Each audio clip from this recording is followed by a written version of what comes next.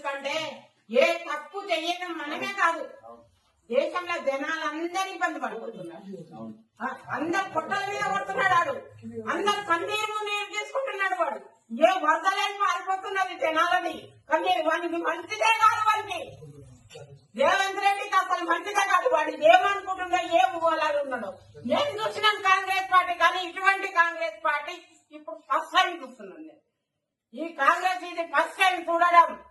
నేను నా పుట్టుక నుంచి పెద్దగా ఇందాక కాంగ్రెస్ పార్టీలు వచ్చినాయి, అన్ని చూసినాను, కానీ ఇట్లాంటి పరిస్థితి నేను చూడలేను. అసలు నేను చూడలేను.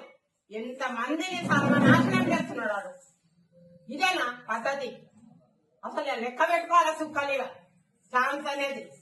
మనకొచ్చేది రాదా? మనకు కూడా వస్తుంది కదా. ఏమో ముందు ఏమో అంటే ఇప్పుడు కురికి పాలు తాగితేనంటే నోరు కాలిందంట, వేడి పాలు. ఎక్కువ పొంగిన పాలు కొయ్యిపాలే. ఆడ అంతా ఎక్కువ పొంగుతున్నాడు బాగా.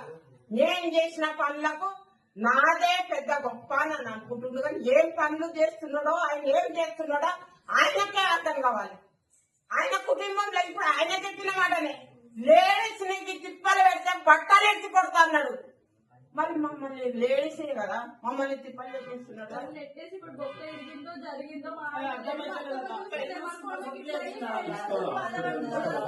అన్నారు. ఇప్పుడు మనం అంతా